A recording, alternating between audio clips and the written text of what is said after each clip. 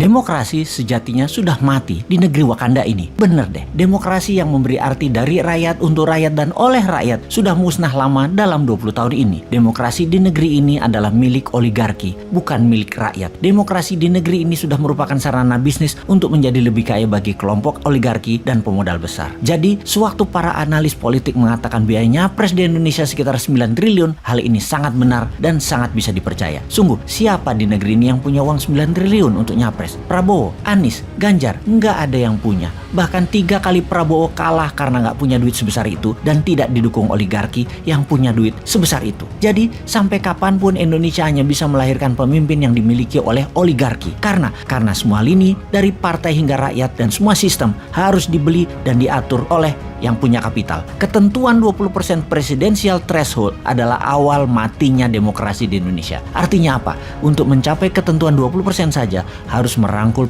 partai lain, dan untuk merangkul ini tidak cuma-cuma, harus bayar mahar. Setelah dapat threshold 20%, apakah sudah cukup? Ya hanya cukup untuk mendaftar ke KPU saja. Perjalanan masih panjang fulus keluar setelah mendaftar dari KPU tersebut. Kita hitung berapa biaya itu. Bervariasi di partai kelas menengah dan atas, paling murah 1 triliun. Di kelas menengah partai minta antara 400 sampai 500 miliar. Plus ada tambahan beberapa kursi kementerian dan jabatan berpotensi menghasil cuan lain yang mereka minta. Bisa dibayangkan dari mana calon capres untuk bisa membiayai mahar partai kalau tidak mencari pemodal. Di sini Indonesia akan selamanya dikungkung oleh oligarki jika ketentuan presidensial threshold tidak 0%.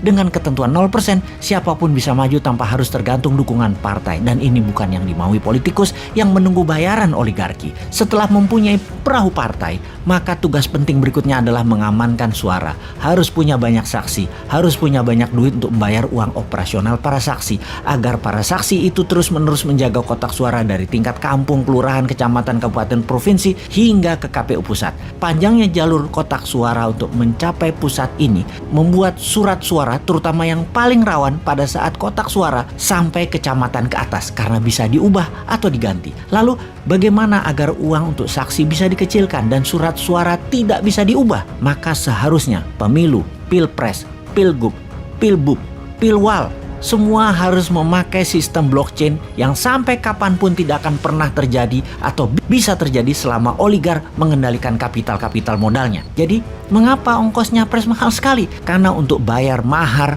partai, baik partai yang akan jadi pelengkap persyaratan 20% dan juga kolaborasi partai pendukung. Kemudian pos kedua adalah membayar saksi. Pos ketiga yang juga perlu dana besar yaitu untuk sosialisasi dan memframing, seperti membayar pengamat untuk menggiring opini, membayar lembaga survei, membayar iklan terutama iklan TV, membayar konsultan politik, membayar buzzer, mencetak kaos dan berbagai atribut baliho, bendera dan lain sebagainya, serta biaya-biaya posko. Di pos berikutnya yang perlu dana besar untuk membeli suara rakyat adalah di pedesaan. Satu suara itu sekitar 30 sampai 100 ribu rupiah per kepala, dan ini ada bandarnya. Biasanya sang bandar akan menghitung suara di mana yang bisa dan mudah serta murah untuk mereka beli. Sekarang di tahun 2024, siapa capres yang punya 9T? Satu pun nggak ada. Sekali lagi, yang punya duit triliunan itu hanya oligarki. Bayangkan, satu oligarki bisa modali antara 2 sampai 3 triliun selama nantinya kebijakan pemerintahannya akan menguntungkan mereka,